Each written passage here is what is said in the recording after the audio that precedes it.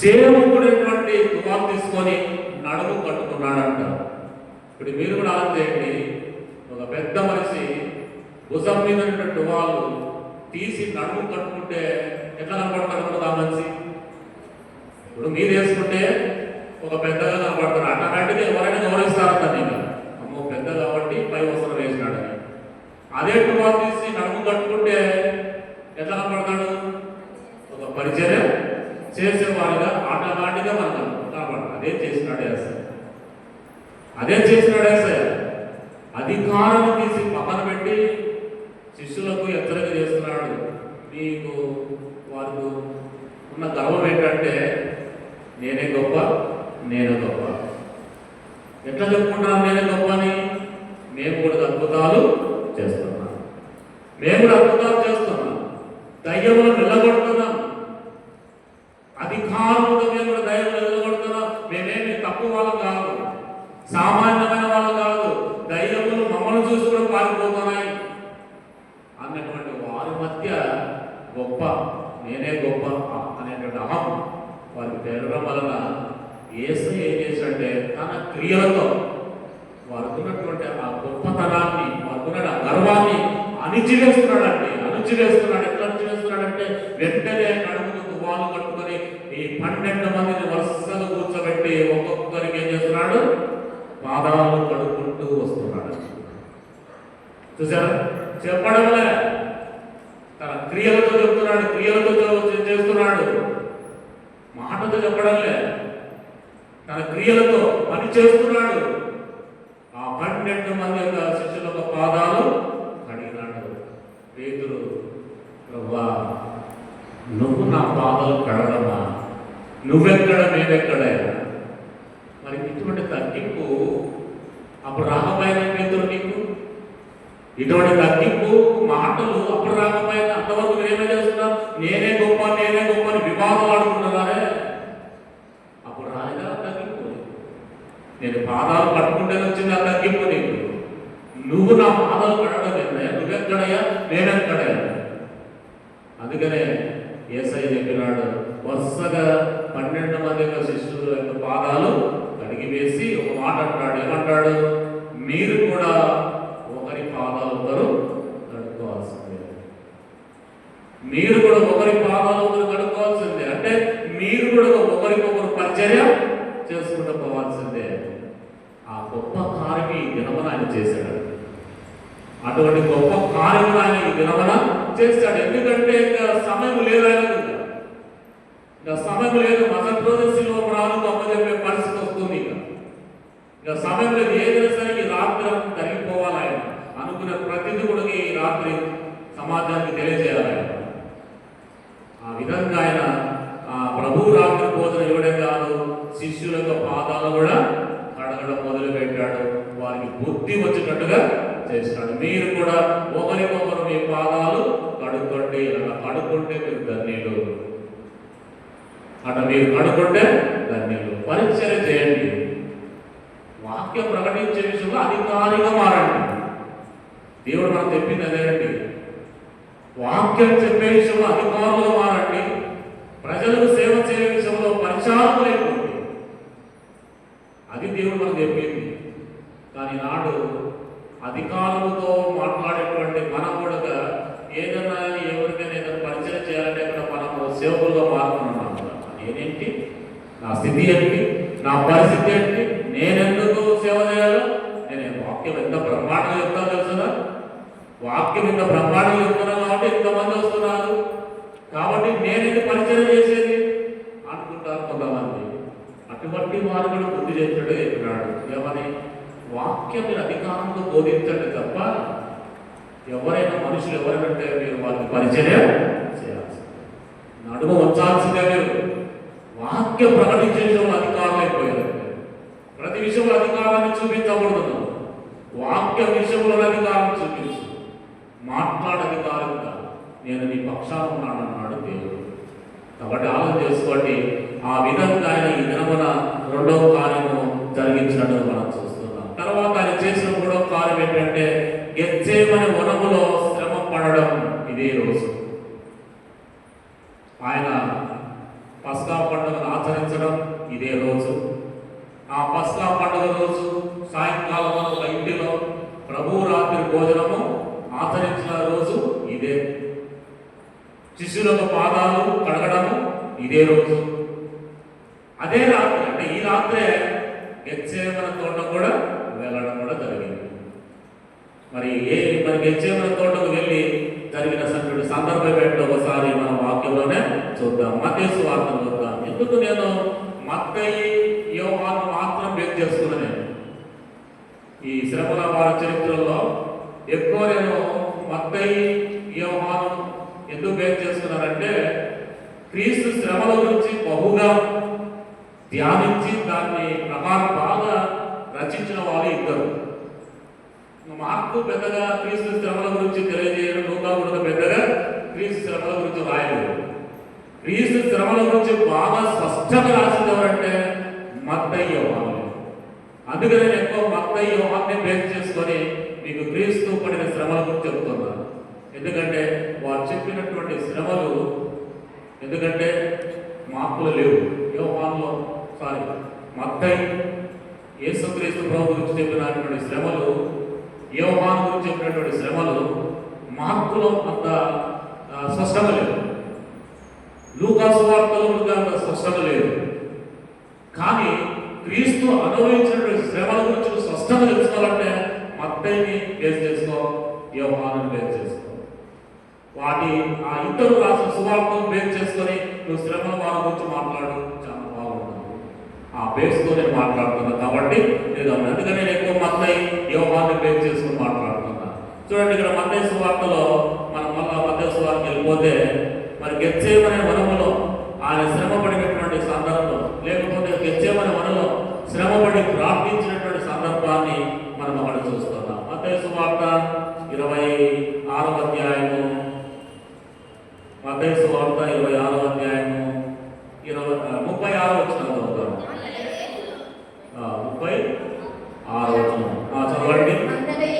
అంతటా యేసు వారితో కూడా గెత్సేమనబడిన చోటుకు వచ్చి నేను అక్కడికి వెళ్ళి ప్రార్థన చేసి వచ్చు వరకు మీరు ఇక్కడ కూర్చుని సిగ్గుతో చెప్పి పేతురును జెబెదయి ఇద్దరు కుమారులను వెంటబెట్టుకొని పోయి దుఃఖపడుటకును చింతాక్రాంతుడకును మొదలుపెట్టెను. చాలండి.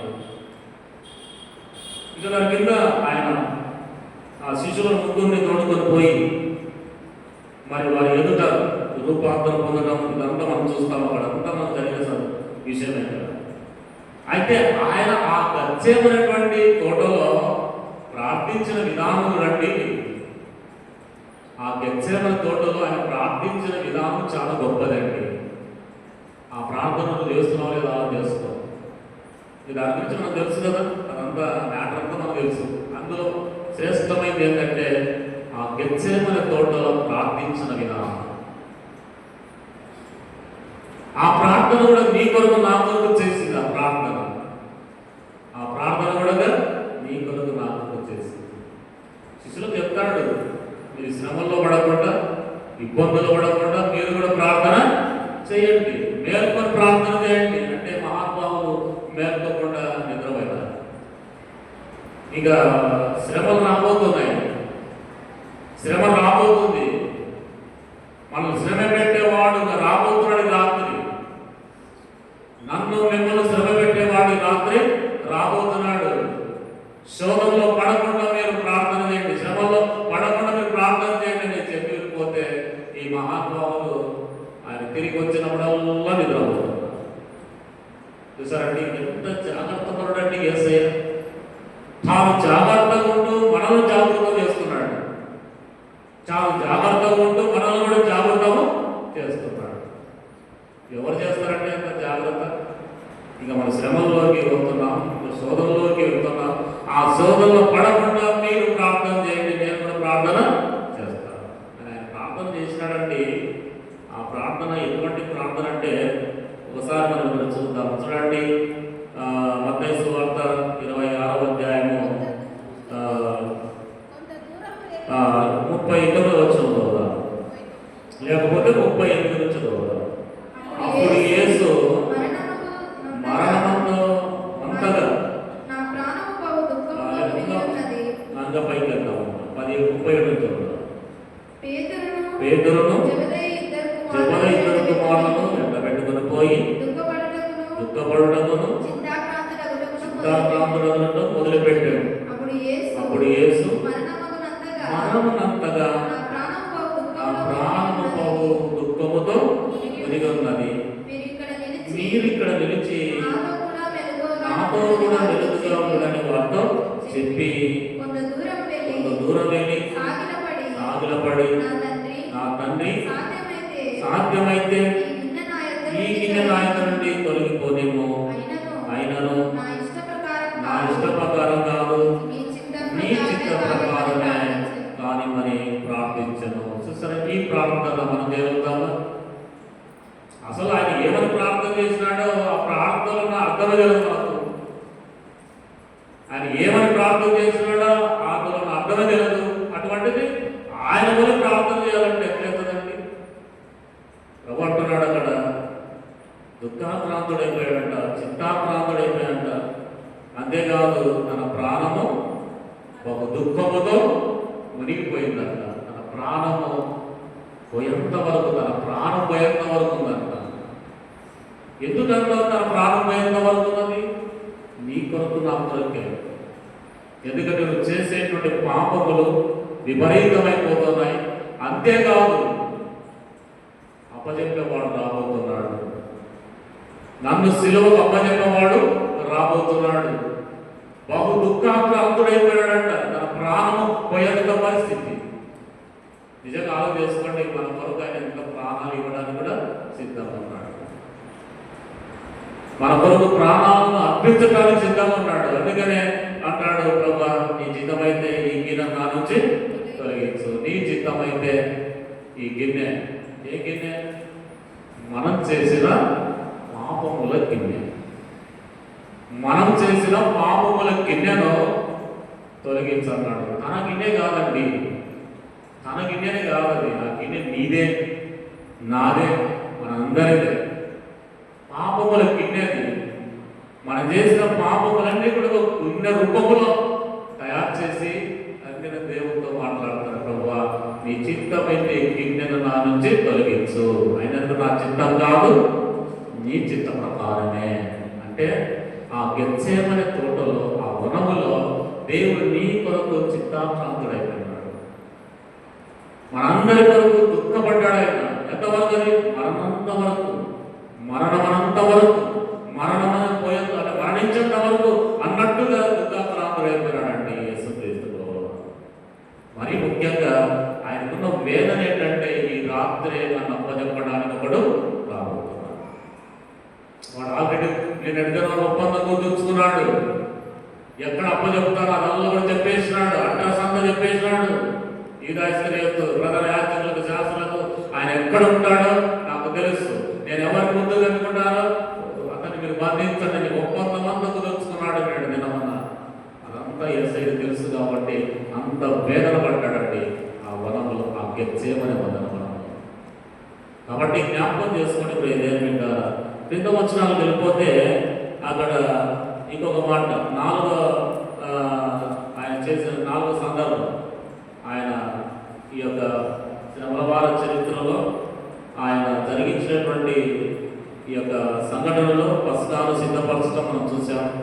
శిష్యుల పాదములను మరి వినయముతో కడగడం మనం చూసాం. గెత్సేమనే వనంలో శ్రమపడి ప్రార్థన చేయడం చూసాం.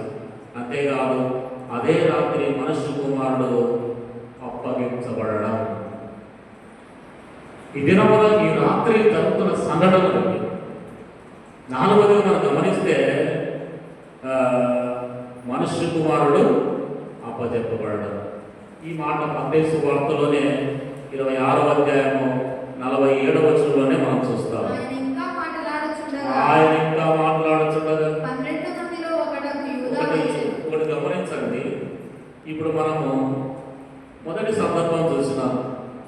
గెత్సేమనే వనములో శ్రమపడిని ప్రార్థించడం గురించి మనము 36 నుంచి 56 వచనాలు చూసినాం. అక్కడికి వచ్చిన తర్వాత పేరాగ్రాఫ్ మారుతుంది. పేరాగ్రాఫ్ మారుతుందంటే అర్థం ఏంటి?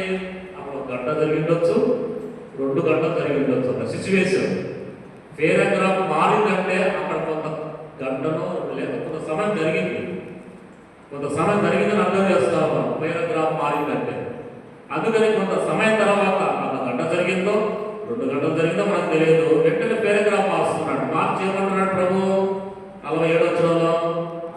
ఆయన ఇంకా మాట్లాడుతుండగా 12 మందిలో ఒకడు యూదా వచ్చెను. వానితో కూడా బహు జన సమూహములు కత్తులు కుదియలు పట్టుకొని ప్రధాన యాజకులందరినీ ప్రజల యొద్దనుండి వచ్చెను. చూసారండి, అనుకున్నగానే కొద్దిగా సమయం జరిగింది. అక్కడ గెత్సేమనేటువంటి తోటలో ప్రార్థన చేసిన తర్వాత కొంత సమయం జరిగింది. గంట కావచ్చు, 2 గంటలు కావచ్చు, 2 గంటలు అనుకుందాం ప్రార్థన. 2 గంటల తర్వాత అప్పుడు వచ్చినాడు మహానుభావుడు యూదాయిస్కరియోతు. సైన్యాన్ని వెంటబెట్టుకుని వస్తున్నాడు.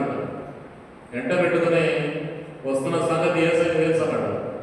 ఇదిగో నన్ను అప్పచెప్పేవాడు వస్తున్నాడు, నన్ను అప్పచెప్పేవాడు వస్తున్నాడు. రండి, ఇంకా రండి, ఇంకా మీరు మేల్కోరండి, ఇంకా మీరు నిద్రపోవాల్సిన అదే మీరు పడుకోవాల్సిన అవసరం లేదు, మీరు మేల్కోరండి. ఎందుకంటే మనుష్య కుమారుడు అప్పచెప్పేటువంటి సమయం వచ్చిందని చెప్పినట్టుగా మనం చూస్తున్నాం. అందుకని యూదాయిస్కరియోతు వచ్చి యేసుక్రీస్తు ప్రభు మరి అందుకని 48వ వచనం చూస్తాము.